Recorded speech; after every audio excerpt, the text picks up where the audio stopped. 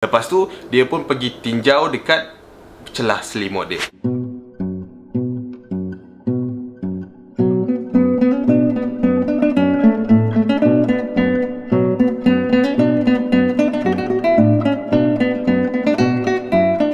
Assalamualaikum, welcome back to my channel. Okay, so semua orang tahu ini adalah untuk versi seram Isnin, tapi disebabkan semalam saya tak dapat nak post, so dia beranjaklah ke hari Selasa. Tapi dia tetap sama, seram Isnin. Saya just nak minta maaf kepada semua yang dah mungkin tunggu daripada semalam, yang orang cakap dah menaruh harapan nak tengok video semalam, tapi tak ada video pula yang keluar kan. Tapi saya just nak cakap dengan korang yang saya tak akan biarkan korang tunggu lama-lama. Okay, mungkin satu hari je lah paling kuat, lambat pun kan. Sebabkan benda tu tak boleh nak elak, so saya tak boleh buat apa. Okay, so malam ni kita nak bercerita tentang kisah satu malam. Apa yang ada dalam kisah satu malam ni, sama-sama kita selami selepas ni. Okay, and sebelum tu macam biasalah korang, kalau suka, kalau menyukai, tekan like dan share. Jangan lupa tekan juga subscribe button ni and hit bell notification supaya korang tak terlepas video-video yang akan datang. And siapa-siapa yang mungkin baru jumpa Ashraf channel ni, yang baru ternampak ke, terperasan ke, korang boleh tengok video-video saya sebelum ni dekat playlist atas ini dan juga playlist yang dia akan muncul lah nanti kemudian ni. Alright, so kita nak cerita pasal kisah satu malam hari ni. Tentang apa tu? Yes, kita tengok sekarang juga. Rolling. Kes baru. Dahsyat sangat ke? Boleh tahan. Seram. Patutlah. Patutlah apa? Malam semalam aku terjaga, terpekik dengan korang. Tak ada punca, tak ada sebab buat kau lah kan. Tuan kena jaga diri tuan. Kes ni berat. Banyak unsur syirik. Alright, so macam biasa sebelum kita starting the videos, saya just nak pesan kepada siapa-siapa yang mungkin ada penyakit kronik. Yalah, tak semua orang kuat semangat, saya faham. So kepada korang-korang yang mungkin tak boleh nak terima ataupun nak hadam apa yang saya nak bagi selepas ini, saya mohon kepada korang supaya berhenti menonton video ini. Mungkin boleh dengar je ke, ataupun mungkin ambil langkah-langkah yang lebih selamat lah. Sebab apa, kita tak nak benda-benda yang tak diingini berlaku. And apa-apa cerita dalam ni adalah cerita sampai-sampaian kepada saya. Kalau direka maka direka lah, tapi kalau betul maka betul lah. Okay, so kita tak payah nak serius sangat. Anggap je lah benda ni sebagai satu benda fiction yang ya kita just anggap benda tu sebagai hiburan semata-mata. Okay, so kita just nak cakap tentang cerita satu malam ni. Kita move up terus ke cerita yang pertama. Cerita yang pertama ni dia tentang seorang kita punya saudara, nama dia Haikal, yang menetap di salah satu tempat di Kuantan sana. Okay, Haikal asal Kuantan, ingat? Okay, so Haikal ni merupakan salah seorang pelajar institusi yang ada dekat sana. Dia kata ada something yang berlaku kepada dia ketika dia belajar di kampus. Dia kat tempat tu lah kan.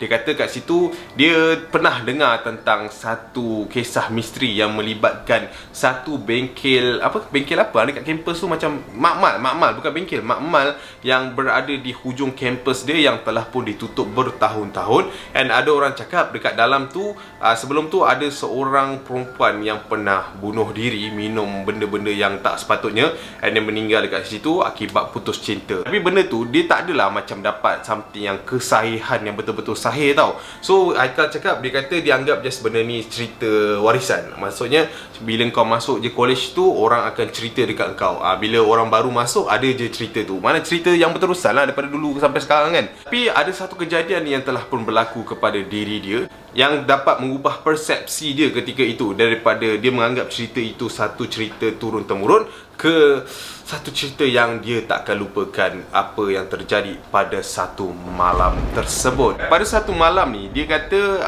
dia baru pulang daripada satu tempat belajar. Time tu apa, study week biasa kalau orang-orang dekat college ni kan, dia orang ada satu week yang di mana namakan study week, minggu yang sebelum daripada diorang punya exam, tak silap saya sebab saya tak pernah masuk universiti.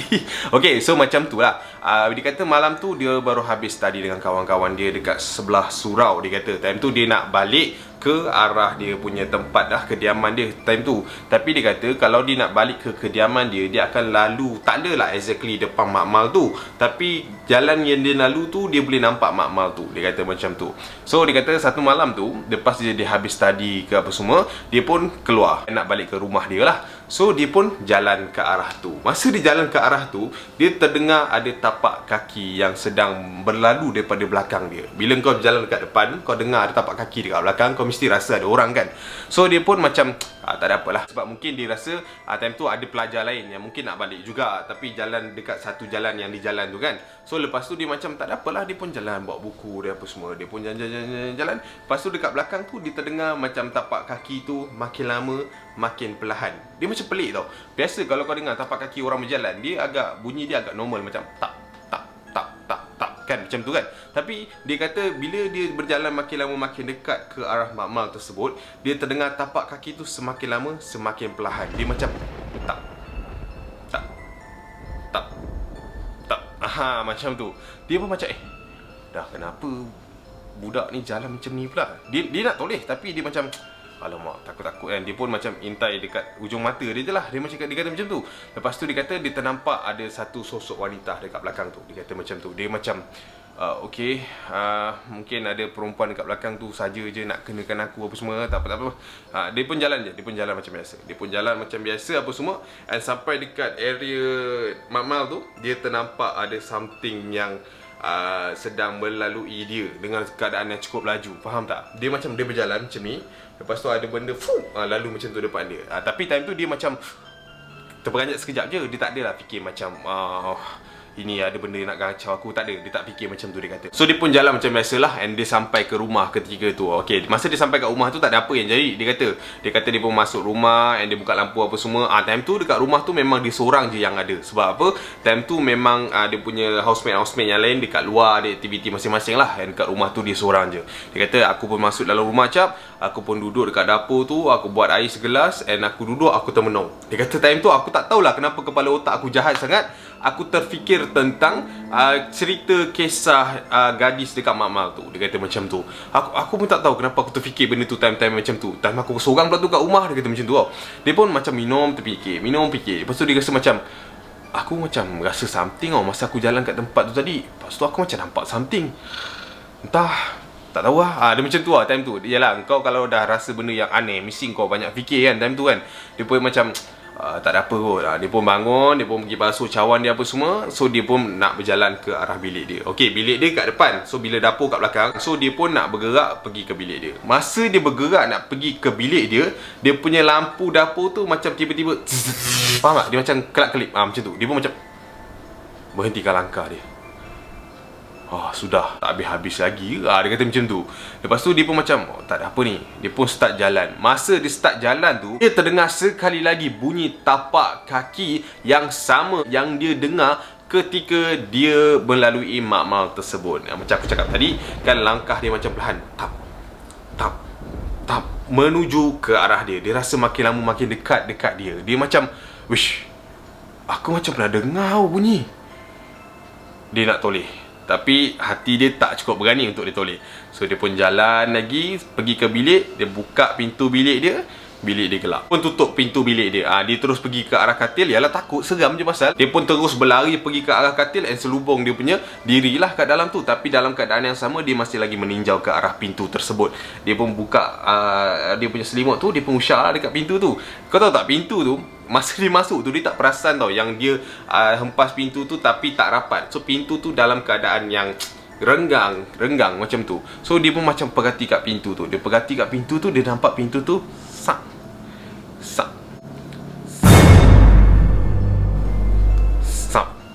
Macam tu time tu. Dia dah seram lah, dia dah dedau, dah lah seorang-seorang kat rumah Mat. Dia pun tutup balik dia punya selimut. Lepas tu dia terdengar sekali lagi bunyi tapak kaki tersebut.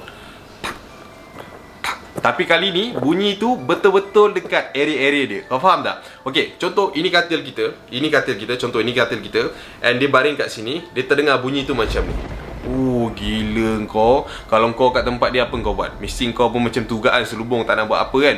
Dia kata time tu memang dia tak tahu nak buat apa. And dia just terdengar bunyi tapak kaki yang sangat-sangat menyeramkan ketika itu. Memang dia tak boleh buat apa time tu. Dia selubung je sampai bunyi tu makin lama makin slow. Dalam hati ni tak payah nak cakap lah, macam-macam ayat nak baca, tapi dekat sini tak mampu nak berkata apa-apa. Time tu dia kata makin lama makin sayup bunyi tapak kaki tersebut. Dia kata macam tu. Lepas tu dia pun pergi tinjau dekat celah selimut dia. Dia pun buka, tak ada apa-apa. Dia pun menarik nafas yang lega. Di mana dia rasa time tu dia rasa macam, wah, dah habis lah ni. Tapi selepas itu dia tutup balik selimut dia, dia terdengar tapak kaki tersebut pijak atas katil dia. Kau bayangkan kau baring, katil kau tepi ni, kalau orang pijak mesti kau rasa kan?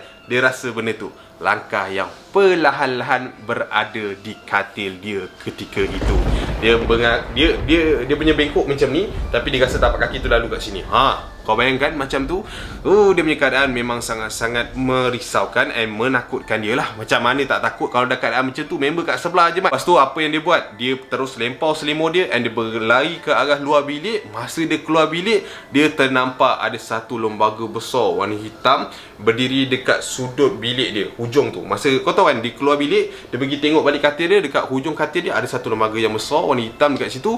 And dia terus macam tak tentu arah, dia lari keluar rumah and dia pergi ketuk rumah sebelah, and rumah sebelah tu pun adalah orang kat dalam tu, and pergi tolong dia apa semua, and beli masuk bilik tu. Dia kata tak ada apa-apa yang jadi. Tapi lepas tu dia pergi berubat lah apa semua. Tapi ustaz tu kata benda tu sebenarnya syok dekat dia. Bila dia lalu kat situ, dia kata benda tu dah berhati dia lama. Aku pun macam bila dia cerita benda ni, awal-awal tu macam ya seram kan. Bila hujung-hujung tu sweet pula, benda macam tu boleh crush kat dia kan. So dia kata kalau boleh janganlah lalu tempat tu, and yalah, just berhati-hatilah, berjaga-jaga. Sebab dia ni jenis yang lemah semangat sikit. So bila dia lalu ke tempat tu, dia asyik terfikir pasal benda tu. Bila dia asyik fikir pasal benda tu macam sukalah dekat dia. Dah kau fikir pasal aku, mestilah aku suka dekat dia. And starting daripada situ, 2 hari ke 3 hari lepas tu, dia masih lagi stay dekat situ. Tapi dia dah jarang balik rumah sewa dia. Dia selalu tidur kat rumah-rumah kawan dia sampailah akhir semester tu. And dia kata itu adalah pengalaman yang dia tak boleh lupa sampai sekarang. Walaupun hanya tapak kaki and satu bayangan yang besar dekat penghujung bilik dia, tapi benda tu memang dia takkan lupakan sampai bila-bila. Kalau korang macam mana pula? Cuba tengok sebelah katil tu, ada ke tak? Alright, so itulah cerita yang pertama.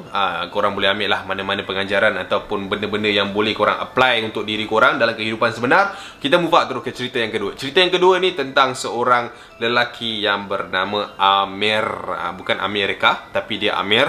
Amir kata dia ni merupakan salah seorang pekerja swasta yang berada dekat area Negeri Sembilan sana. Area Port Dickson sana. Port Dickson Negeri Sembilan lah kan. Area sana. Dia kata dia ni duduk dekat satu rumah flat yang berada dekat situ. Rumah flat dia ni agak scary sebenarnya. Banyak cerita dekat rumah flat dia. Yang gantung diri lain, yang membela lain, yang macam-macam cerita lah. And dia kata benda-benda tu biasa untuk penghuni dekat rumah flat tersebut. Amir ni, dia ni baru lagi sebenarnya duduk kat situ dalam around 4 bulan macam tu. And dia kata dekat situ punya culture tak berapa bercampur sangat. Maksudnya dia punya rumah ya, biasalah rumah flat ada yang kejiranan dia kuat, tapi ada rumah flat yang kejiranan dia yang jenis engkau aku. Yang jenis macam tu. Tak rumah flat je lah, mana-mana pun sama lah kot. Ada yang taman aku pun macam tu juga, yang jenis pindah-pindah rumah, tak pernah keluar rumah, tak tahu buat apa rumah kan. Tak, itu dia punya pasal lah kan. So kita nak cerita pasal Amir ni. Amir kata cerita dia ni bermula tentang diri dia sendiri ketika tu dia balik kerja malam tu. Okay, cerita ni starting daripada siang sebenarnya.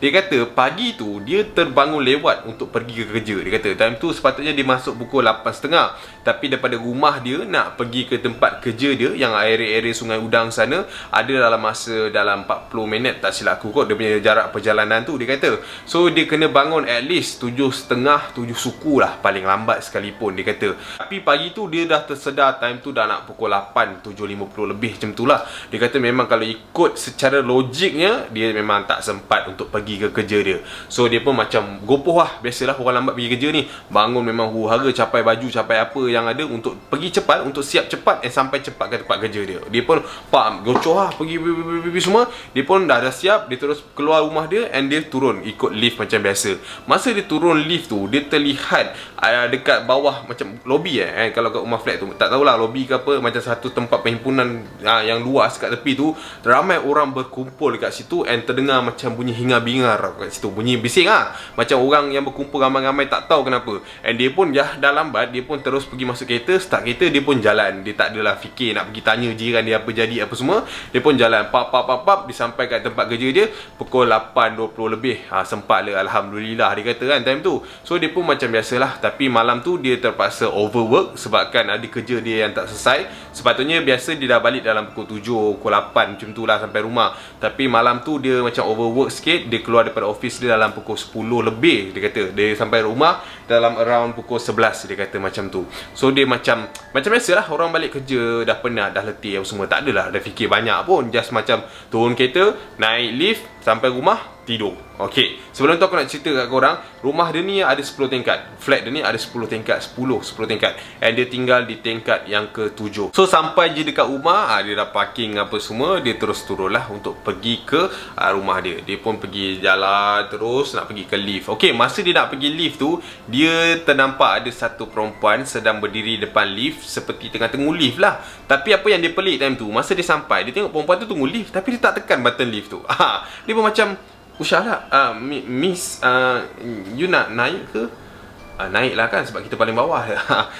You lupa nak tekan. Dia pun tekan, dia pun pergi tekan. Dia pun tunggu. Dia pun tunggu apa semua.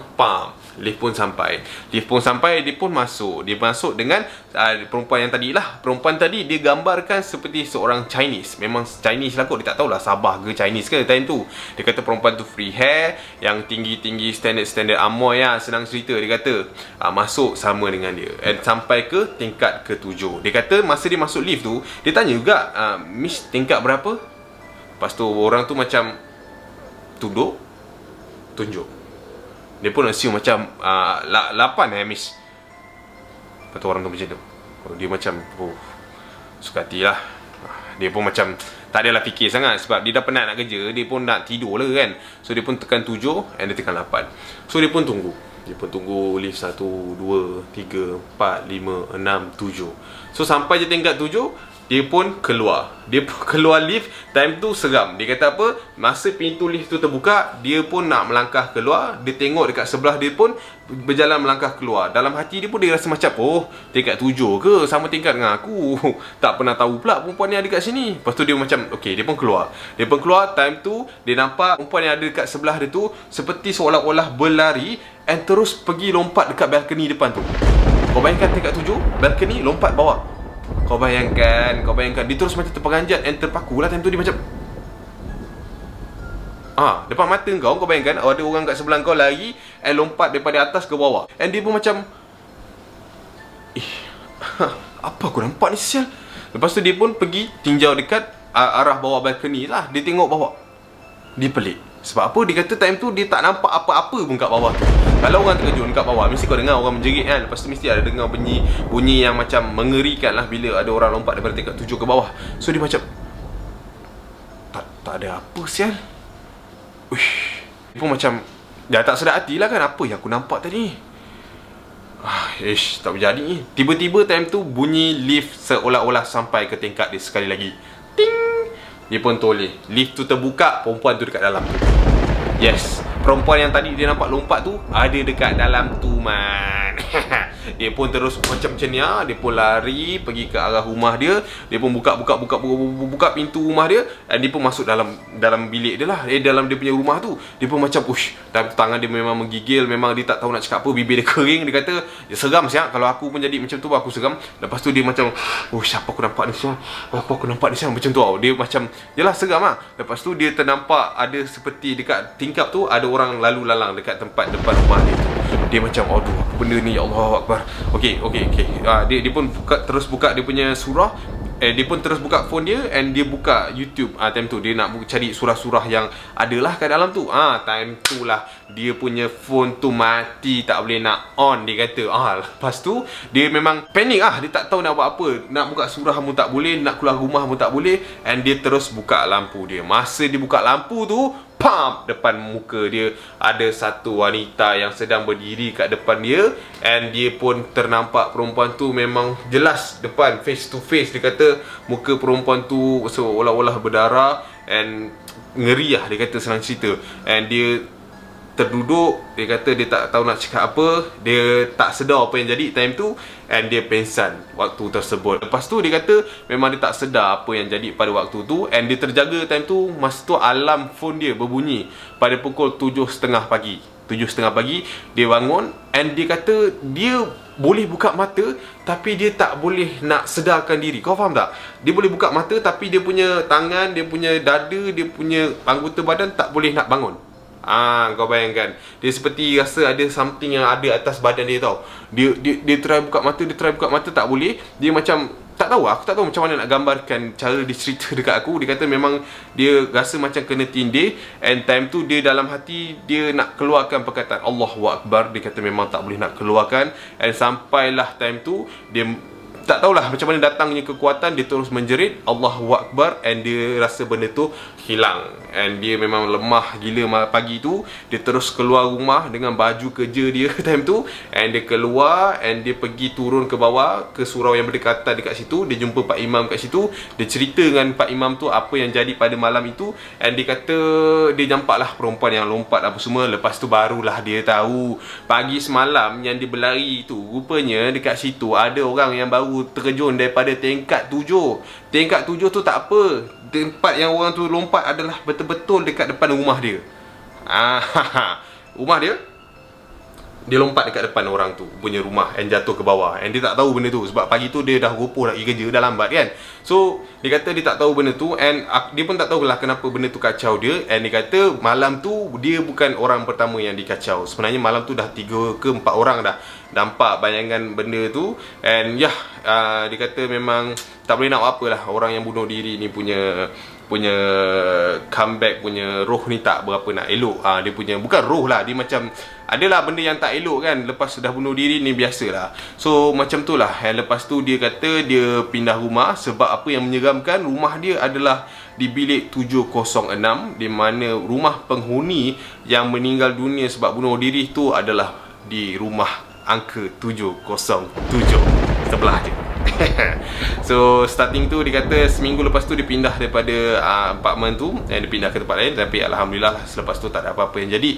And itu adalah pengalaman yang paling seram dia pada satu malam tersebut. So macam tu lah untuk cerita yang kedua ni. Menurut dia juga, dia kata dia tak nak tahu pun apa sebab orang tu bunuh diri, and dia kalau boleh tak nak tahulah senang cerita kan. Sebab kan yelah, benda-benda macam tu tak payah kita nak fikir banyak sangat kan. Tapi kepada siapa-siapa yang mungkin sedang menghadapi kesukaran dalam kehidupan ke apa semua, pernah terfikir nak melakukan perkara yang sebegitu rupa, saya just nak nasihatkan kepada kamu semua bahawa mengakhirkan hayat kita sendiri bukan penyelesaian yang baik, tapi kita menambah banyak lagi masalah yang menimpa kepada orang-orang yang tak bersalah dalam kehidupan kita. Fikir banyak sikit, okay? Alright, so kita move up ke cerita yang ketiga. Cerita yang ketiga ni quite simple, tapi aku tak suka cerita yang ketiga ni. Sebab apa?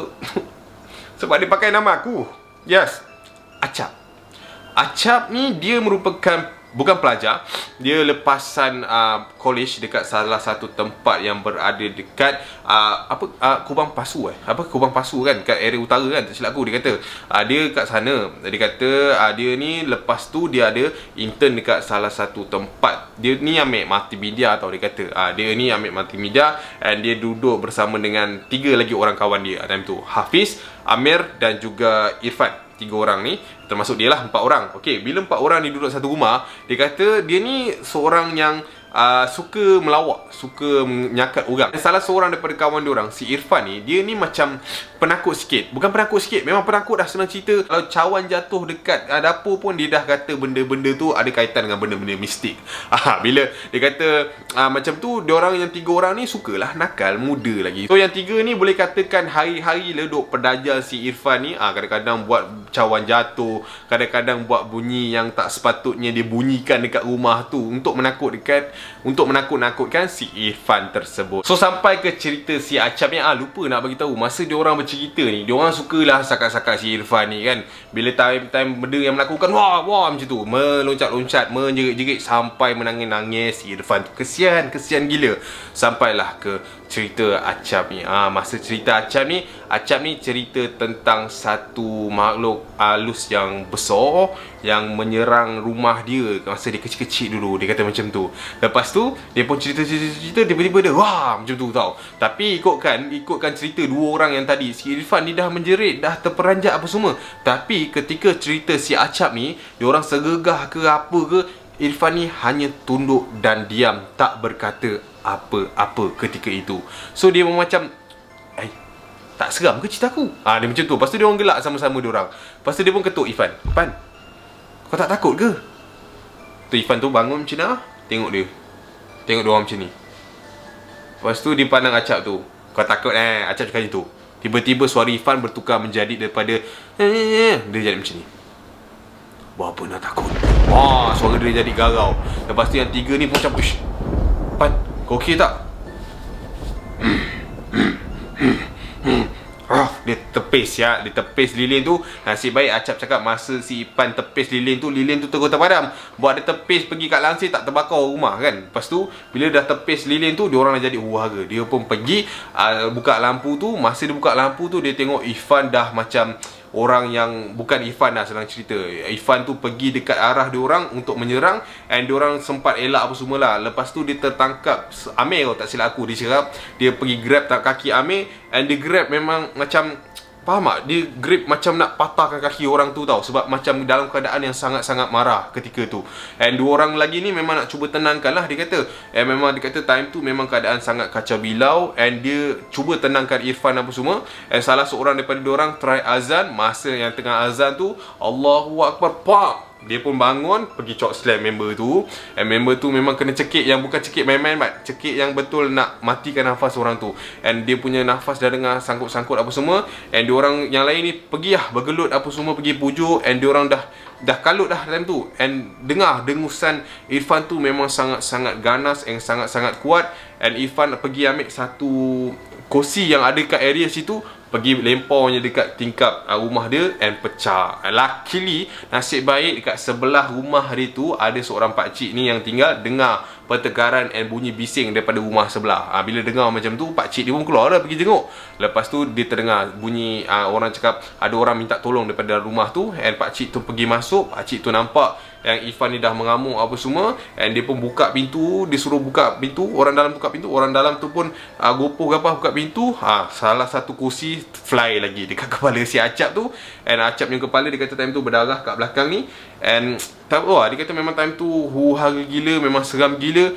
And time tu pakcik tu dapat masuk rumah tu, pakcik tu kata pergi grab dia orang, and pakcik tu minta garam. Pakcik tu pun minta garam. Pakcik tu hembus. Terus member tu macam terbakar. And dia kata Irfan time tu memang menggonta-gonta lah, seperti orang yang kena bakar, kau tahu tak? Dia macam panas lah, menggonta-gonta apa semua. Lepas tu pakcik tu pergi try nak pergi, orang cakap ubatkan lah, nak pergi ubatkan apa semua. Memang time tu kekuatan Irfan ni sangat-sangat luar biasa. And masa pakcik tu nak try rukyah si Irfan ni, dia orang punya TV tu, faham tak? Seperti ada benda yang tertepuk, faham tak? TV tu macam ni, ada benda tepuk, bergalih macam tu. And produk pula, and perabot dekat tepi tu jatuh. And time tu memang keadaan rumah tu macam, dia kata bergegar. Dia macam ada benda yang marah kat dalam rumah tu. So dia pun pergi tenangkan apa semua. Pakcik ni pun bawa keluar. Lepas tu pakcik ni kata pergi bawa budak ni pergi dekat pusat dekat depan tu. Dia kata dekat situ ada pusat untuk orang berubat lah, benda-benda macam ni. And orang pun bawa si Irfan ni pergi sana. And lepas berubat apa semua, pakcik ni borak lah dengan ustaz tu. And dia didengari dengan dua orang lagi kawan dia. And time tu Acap dia orang kata dah bawa pergi hospital. Time tu ada ambulans datang juga. Acap punya kepala belakang ni memang dah berdarah habis. And Acap cakap dia dah pergi hospital and tak tahu apa jadi. Dia dapat cerita ni pun daripada dua orang lagi kawan dia tadi tu. So dia kata masa dia pakcik ni borak dengan ustaz tu, kata ustaz ni kata besar juga benda ni dalam badan budak ni. Daripada mana dia dapat ni? Lepas tu pakcik ni cakap budak ni lemah semangat. Budak-budak ni suka takutkan dia. Itu yang jadi macam tu. Bila lemah semangat, benda ni suka masuk. benda ni senang masuk. Macam tu. Korang suka kan kacau dia, kata macam tu. Ya pakcik, sebab dia macam lembut sikit, kita orang memang suka sakat dia, kita orang nak gurau je. Pakcik tu cakap kalau nak bergurau pasal benda ni bukannya tak boleh, tapi memang tak boleh. Sebab kan benda-benda macam ni, benda gaib kita tak tahu kekuatan dia kuat macam mana, and benda-benda semangat ni kita tak boleh buat main sebenarnya. And lepas diorang dah rawat Irfan tu, kata Irfan memang tak sedarkan diri tentang apa yang terjadi, and dia pun bawa balik, and alhamdulillah selepas itu keadaan terkawal seperti biasa. Alright, macam tu lah untuk cerita yang ketiga ni. Lepas Irfan tu dirawat, alhamdulillah semuanya pulih seperti biasa, and semangat dia tu memang biasalah, benda-benda bila jatuh pula. So bila benda-benda macam ni jadi, dia macam trauma sikit lah. Tapi alhamdulillah semuanya kembali normal macam biasa. And kepada korang jugalah, kalau benda-benda macam ni janganlah buat main, janganlah buat gurau kan. Kadang-kadang kita tak tahu energi benda-benda gaib ni macam mana, ya tak?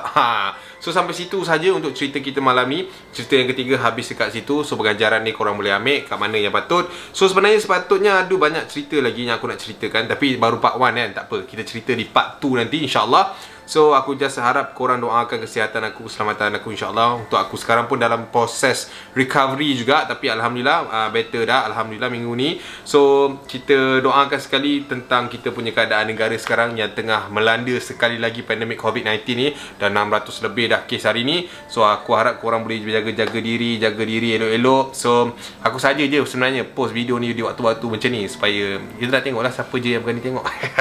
So kita jumpa lagi minggu depan. Lupa nak beritahu, starting minggu depan, tak adalah starting minggu depan, tapi ada episod yang minggu depan aku dah berkolaborasi. Maknanya aku tak bercerita seorang-seorang. Dan siapakah orang yang aku berkolaborasi, nantilah korang kena tunggu minggu depan, and korang kena tengok minggu depan. Okay, so sampai sini saja untuk video malam ni. Kalau korang ada apa-apa suggestion ke, nak komen, boleh teruskan komen dekat bawah. Kalau nak DM aku, boleh DM dekat IG. Tapi lambat sikit lah reply. Kalau nak laju punya reply, boleh join group Telegram. Description tu ada semua link dekat situ. Okay, so terima kasih untuk support aku sampai ke hari ni. Maaf buat korang tunggu. And yeah, I see you when I see you. Bye. Minggu depan ada giveaway lagi. Kita situ minggu depan je lah. Okay, bye.